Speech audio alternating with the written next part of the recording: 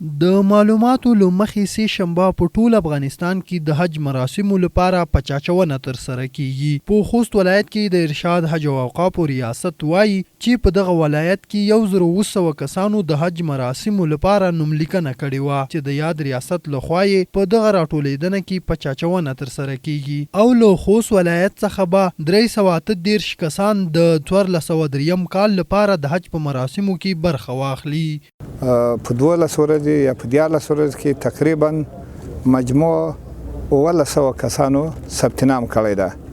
د دې د ثبت نام لري څخه تقریبا ټول د خوست چې کوم حجان دي 338 کسان به د حج بیت الله شریف ته ځي. او لله الحمد د امارت لخوا خو کمیټه جوړه شوې ده. کمیټه هغه مقدس وجایو مدینه منورې او کعبه شریف ته تللې ده. هغه برابر دراولي، هغه په منظم کار کوي. نو د کال په کال تجربه هم حاصلېږي. نو زه امیدوار یم چې انشاءالله ډېرې ښې لاسته راوړنې به وي، نه به څوک شکایت ولري، نه به څوک ګیلمن شي. بلخوا هم وګړي د حجانو لپاره د سهولتونو په برخه کې غوښتنه کوي او غواړي چې د خوست لپاره د حجانو سهمیت زیاته کړي.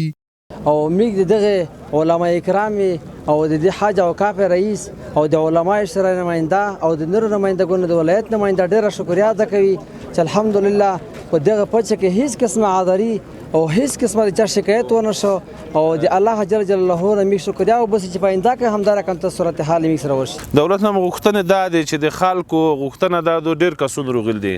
هیل د کسون کام دي شپږ سلک نه پر دي 800 نفر د کومره کسانو دلته وسیغه کړی دی نوم لیکنه کړی دی. موږ دولت نه غوښتنه ده چې موږ سهم د خو سهم چې د خلک ډیر زیات او د کوم کسون چې دوی ورکړي د ډیر کم کسون دي. خلک غوښتنه ده چې ډیر کسون باید حج ته لوړ شي او دلته کسون ډیر پوت کېږي، ډیر کسون نه هېرې کېږي، نه امید کېږي.